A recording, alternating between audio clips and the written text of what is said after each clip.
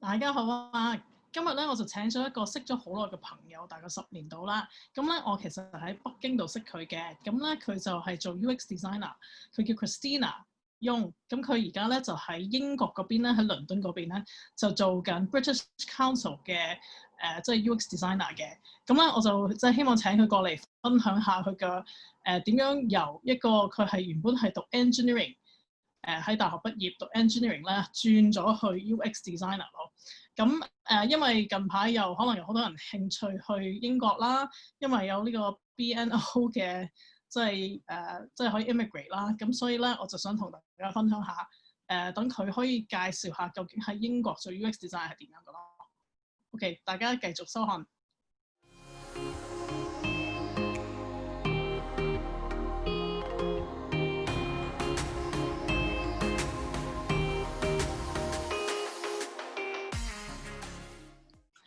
Okay, great. Thank you, Christina, for taking the interview today. And so, just a little bit about Christina. I knew Christina actually in Beijing, and I found out she is originally from Vancouver, and now she's in London doing UX work, right? So maybe can you tell a little bit about yourself, like your background, like why did you go to China? Why did you go to UK? Yep. What that's my life story there. So my background is in computer engineering. That's what I studied in university. And after that, after graduating, I worked as a software tester, or what they call software design engineer and test, for a few years. It wasn't really working out for me. I wasn't excited by the work and thought, sorry? Was this in Vancouver? This was in Seattle. Oh, Seattle, okay. Yeah, so in Seattle, I was working there after graduation. I was there for, I think, like 3 years or something. Wasn't working out, decided that I wanted to switch to UX design, or rather interaction design, which is what I was really interested in.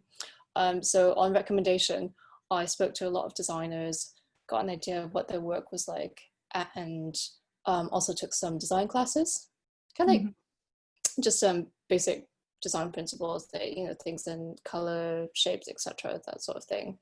And then I also started to do lots of reading on web design. That was my main interest. How long was it? Oh, this was back in 2009. Okay. That was when I officially left my software test job and started to do a bit of freelance work, and also looked into potentially moving to China. Okay, great. So yeah. And then what made you go to China? My job, actually, because when I was there, I had an offshore team that was based in Beijing. Got to go visit them once. When I left my job, I decided I really want to go back and see them again, because we had just become really good friends, and it was an interesting experience to actually go and see them physically. So I went back a second time, and then after that, I thought to myself, I need to come back here again. Wow, this is a gaming job, right? If I recall. This was the game. My first job. No, actually, you know what? I've worked at quite a number of jobs when I was in China. My first one there was with a design studio, actually, in Shanghai. Okay. So that was my first official job when I got to China.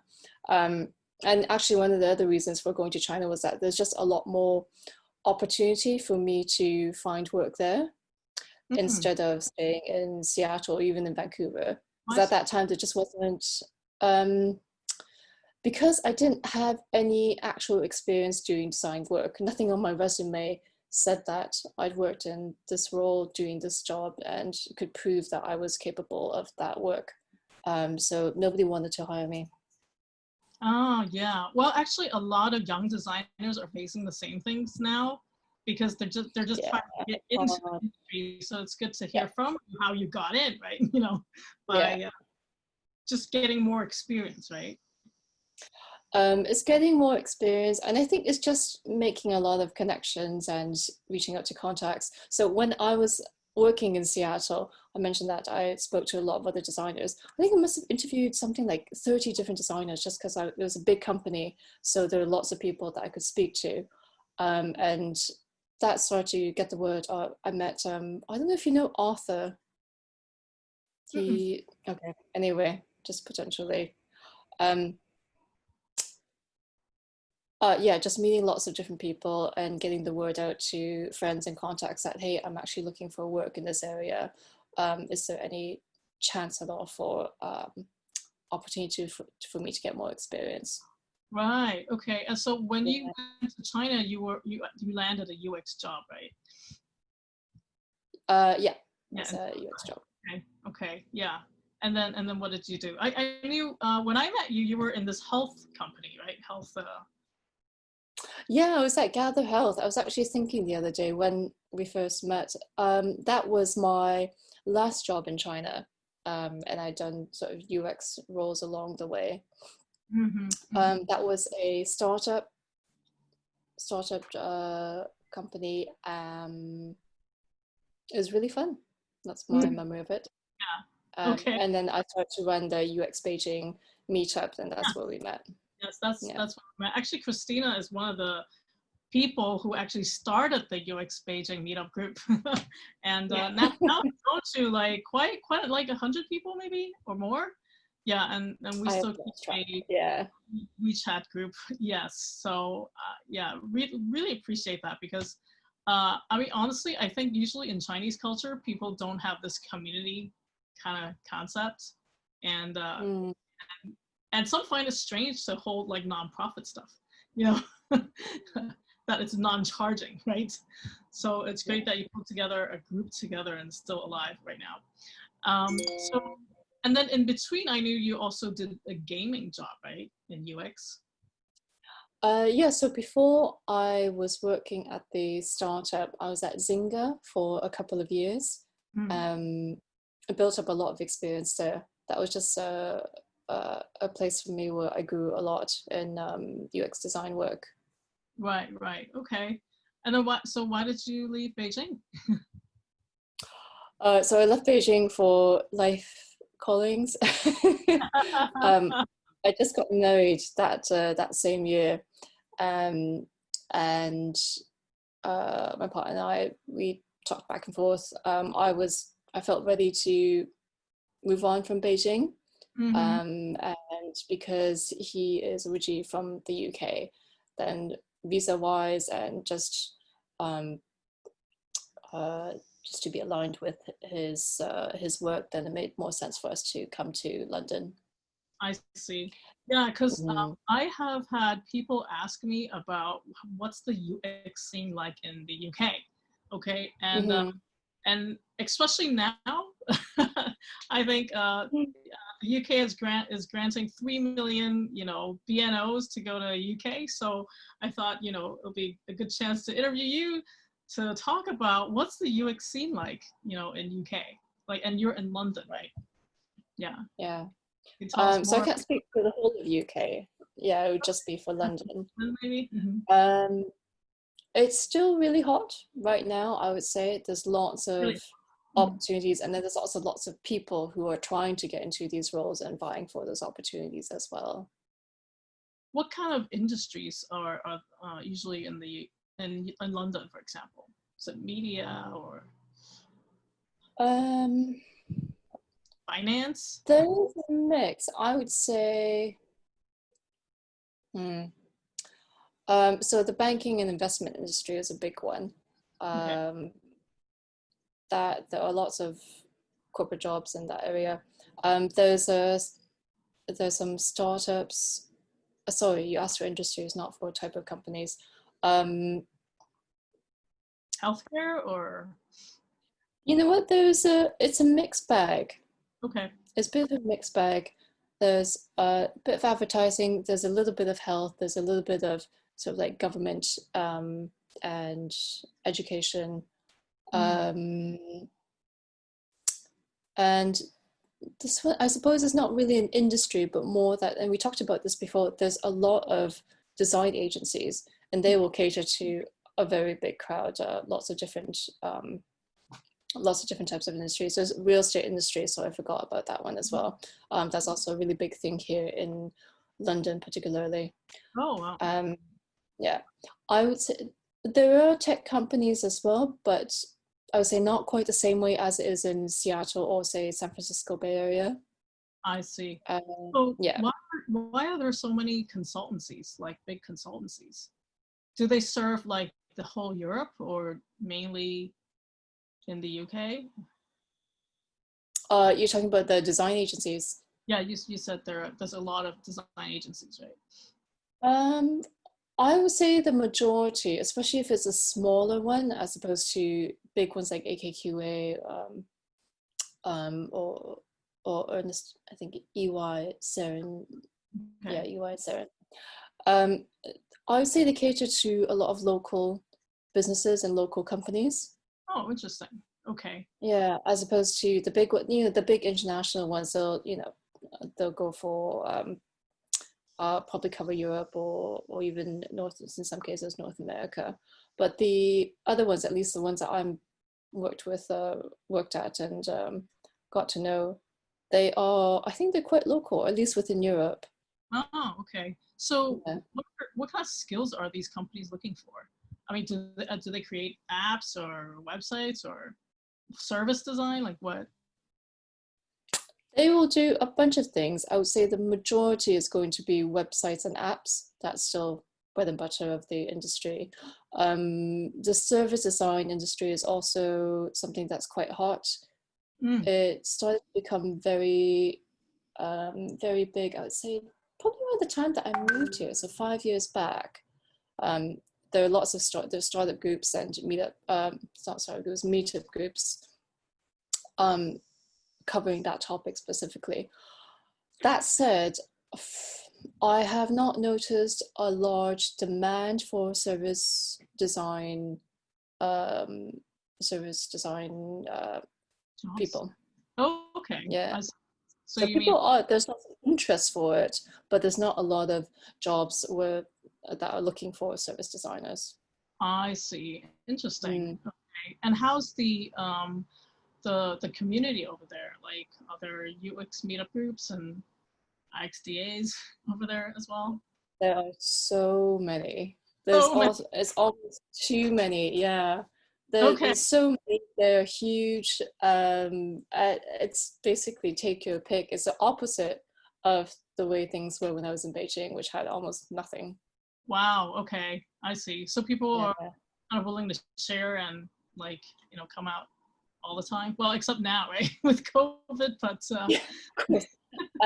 Yeah, they're really, really willing to share. I think the tough part of it is probably finding it's one that's just good quality, actually. I see. Yeah. Yeah.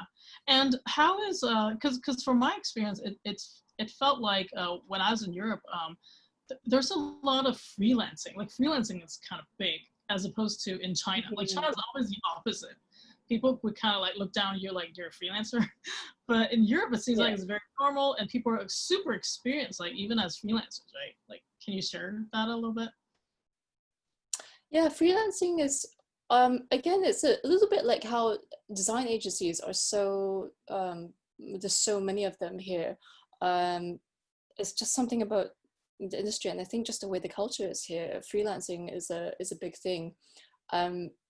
For designers that have a decent amount of experience, it's very lucrative because you can earn more money and it doesn't tie you down to one particular agency or one particular company, so you can sort of pick and choose who you want to work for. Oh, so you earn more money freelancing. Sorry?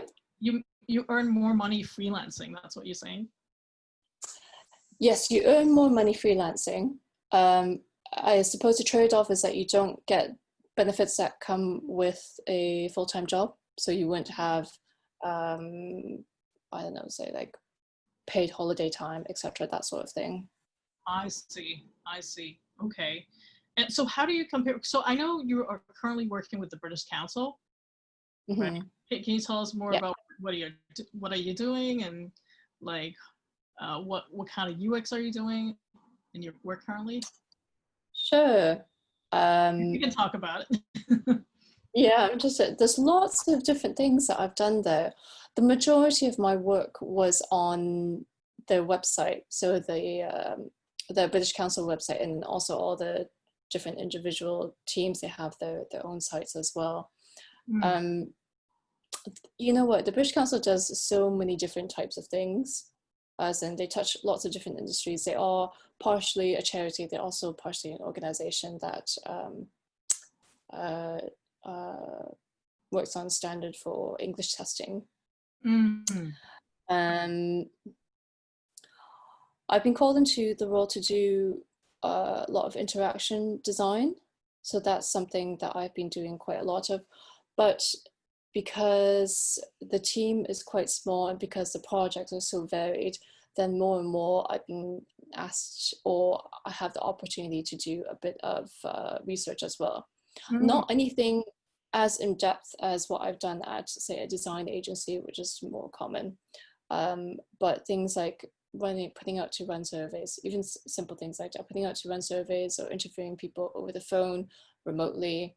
My colleagues, I know they do a lot of remote user testing, and it's actually kind of lucky that we were already doing it before, because obviously everyone's doing remote user testing now. Yeah, exactly. You can't even face to face.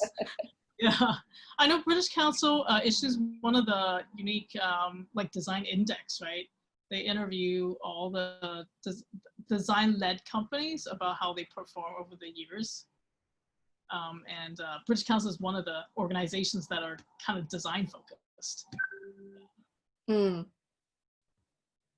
And No, sorry, go on. go ahead, go ahead. But I wasn't going to add any that much more to it.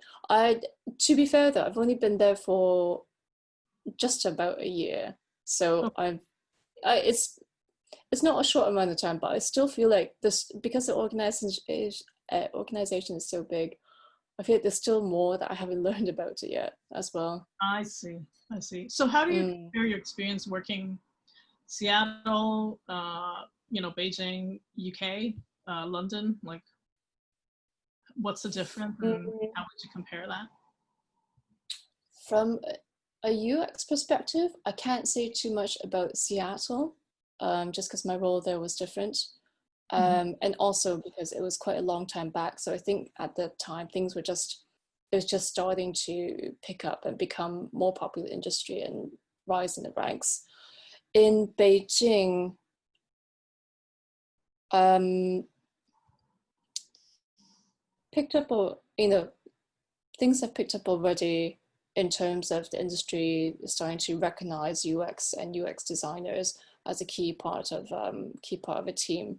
I would say my experience there, one, a lot of tech companies. So my experience was based around very tech focused, whereas now it's more about charities and education. So that's very different. And also there, I find that there's a much greater demand for interaction design work as opposed to research work.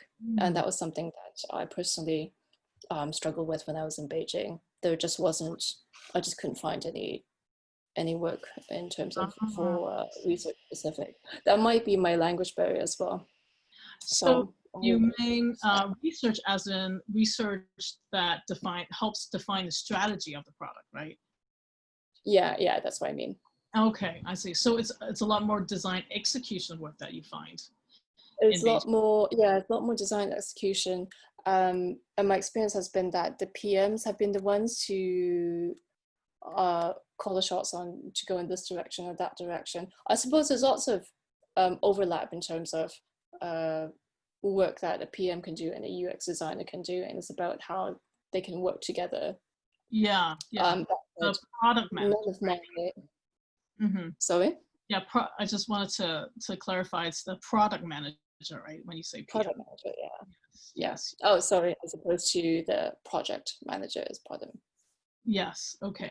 Okay. So what Yeah. kind of opportunities are there now in London? I mean, like, do they offer jobs for foreigners, or is it mostly local people that they're looking for? And what kind of roles are hottest? Mm,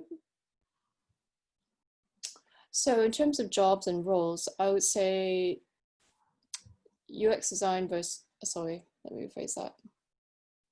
UI designers and interaction designers, those two are in highest demand. Research, UX researchers does exist here, but it's a lot lower than those first two. I think that's just the way industry, not just here, but I've noticed in Beijing and possibly in North America as well. That's just the way things are.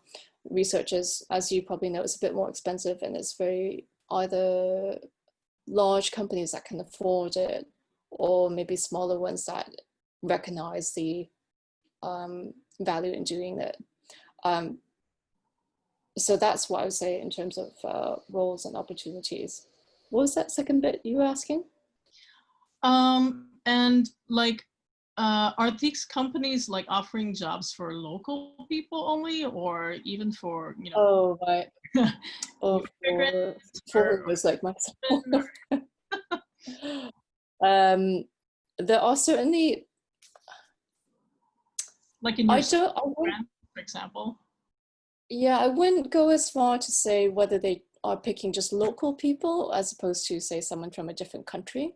And that's because there are still, as you probably know, plenty of Europeans that work here in London.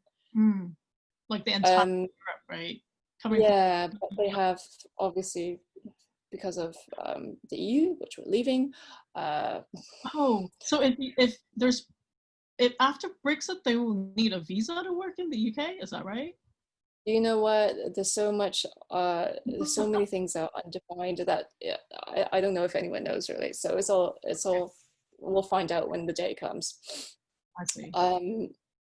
So I don't think there's so much about whether you're going to hire someone local as opposed to someone who's from a different country. If you're part of the EU, obviously, I have lots of colleagues who are from other places in Europe. That said, my own experience, I found it very difficult as a foreigner not from the EU to be hired by a company here, and that's because of restrictions. Should that be lifted, then I don't think companies will necessarily choose between the two. If there's, so I think so long as they'd be willing to, I mean, if there's relocation costs, then yeah, maybe that's something a company, you just have to find one that would help cover that. But long as short. What do you mean by restrictions? Like what kind of restrictions in terms of me being able to come here to work. Because I did not have a visa at the time I started doing interviews and looking for jobs here, there were companies, big and small, that were interested in me, interested in my resume. I interviewed with them, and inevitably, by the time the second interview came up, they would have spoken to HR or the team manager or so, etc., and discovered that they don't have the quota to hire someone who needed a visa. Ah, I see. So companies here, they're restricted by the number of people needing work positions for people needing work visas that they can hand out. I see. So maybe it's so once they've hit that quota, then it's a lot of red tape for them to try to go and get more. Oh, okay. So maybe it's good advice for designers to first find out if the company has a quota for a visa, you know, before going too far down the line, right? Yeah, definitely find out if they've filled that quota already. Yeah, but also sounds like, you know, they first look at you as a person and your skills, right? And your yeah, rather than say what your background is. And obviously I am here now because I've gotten a visa through my spouse.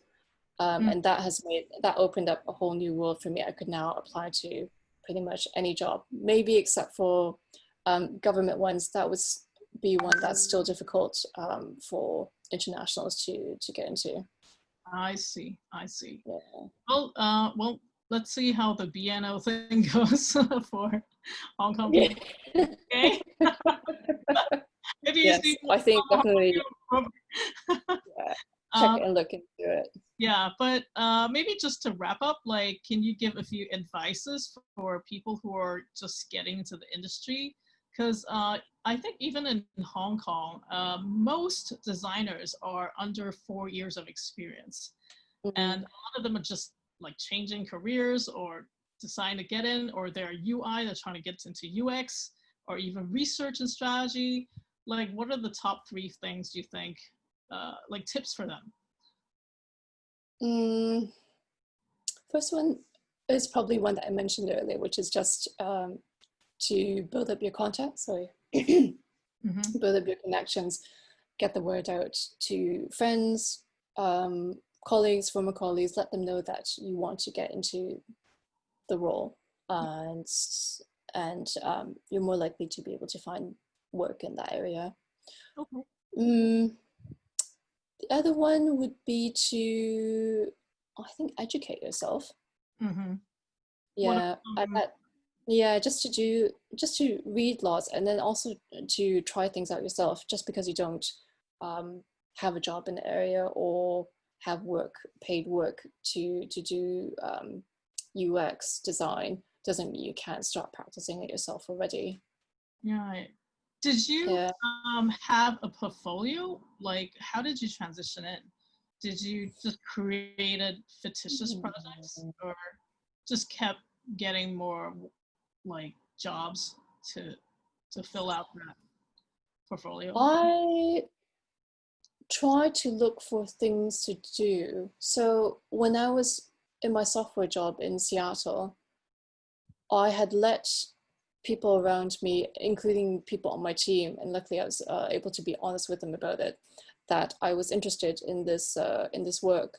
And so my former manager, who had moved to a different team, called me in one day and said, "Hey, I know you've got your own role, but maybe you can check with your current manager and see if you can allocate a little bit of your time each week for this new project I'm on, and it's UX work that I need to have done. And I think it would be really cool if you could do some work on that." So that was something that became part of my portfolio. Work that I did in my design classes, not 100% related, but kind of just to show that I did some work in that area and have knowledge about things like, I don't know, color, for example. That went to my portfolio, and as well as a small freelance job that I did on the side for cheap. That was something that went to my portfolio. So it's just little bits of things that I picked up along the way, and I did it while doing a full-time job most of the time, because I wasn't necessarily coming out of school. Yeah, I wasn't coming out of school with, absolutely clean slate and then starting to look for work. Okay. And is there a last advice for everyone? There is one more thing that I would suggest for people who want to go into UX. And possibly one of it is to figure out which area you want to focus on, because I think that's important. Jobs happen to be divided that way. There's a UI design role, there's an interaction design, and then there's research. It's important, I think, to know all 3, and I'm sure you would say the same thing. But typically people will choose to focus on one stream and then do a little bit of either, unless if you want to spread yourself thin, then you could do all 3. And you do need to, once you get more advanced, that's an expectation. When you're just starting off though, I'd say pick one, learn it really well, and then start to branch out. So that's something I would suggest. Yeah, that's a good advice, because I think, especially in Hong Kong, many people think UX is one role when it's actually like... Yeah, it's not. Exactly. Yeah, and depending on the company, right? The larger, the more specialized the skills. The smaller the company, they want you to do everything, right? Exactly. Yeah. One more thing though that you've mentioned. When I got here, there was something, there was one role that was a bit unusual to me, because I hadn't seen it before in Seattle, Hong Kong, anywhere else. And they call it UX strategist. Yep. If I can put it that way, or something along those lines. And then the role really confused me at first, but the best way I can put it is a sort of strategy work. So it's a bit of research, bit of market research, not necessarily UX research. I don't know, have you come across this? This is something I've only ever seen here in London. Actually, I think in the US it's much more like normal, because I think it's the really large companies like Google, for example. They will have a UX strategy, and like researchers just do research. You know, interaction designers just do it. So I think the larger company, the more specialized, and then you'll have roles like UX strategists, right? But you also rarely see UX strategists even in Hong Kong. You know, unless with the very large consultancies, right? The management consultancies, right? And then now we call it service design, and the names are all over the place, which is why a lot of people are confused. Also, yeah. Yeah. So that's something unique, I think, about London, because I don't see it just in large companies. I see it in small ones and design agencies as well. Okay, that's good to know. So just to wrap up, maybe any sites or books that you recommend people to go look at, or any job sites that are popular in the UK for our industry? Job sites. Ooh, I wouldn't say necessarily job sites, but there are lots of recruiters here. Okay. The recruiting industry is really big. Agencies, they have their own websites, and I would recommend looking up those because you can get an idea of what sort of jobs there are, and some of them have blogs, so you can kind of see more up-to-date information that I can provide. I'm just trying to think of the names of them. If I could, I'll send it to you, and then I'll send you the links as well, and then you can post it up with the other information, because there's a handful of them. Okay. And what other sites do you go to brush up on your UX skills? I do like Jared Spool. His podcasts are really, I can learn a lot from them, I find. That's one. I used to follow Whitney Hess, and I still do. Her site is just, she's got older. She obviously doesn't do UX anymore. She's moved on to coaching. But some of the things that she has posted up before, I still refer to it every now and then, just because it's really, really useful. Oh, great. Okay. Yeah. Okay. Thank you, Christina, for your time. Okay, thank you. I hope that was useful. Yes, yes. And I'm sure like people would want to reach out to you if they move to London. Okay. Let me know. I'm happy to help answer any questions. Okay. 大家如果中意呢集嘅話咧，就請你呢個 share 俾大家啦，咁跟住 like 啦，同埋 subscribe。咁有咩 comment 咧，就可以寫下面話俾我聽，你再想聽啲咩，咁我就可以 interview 多啲人噶啦。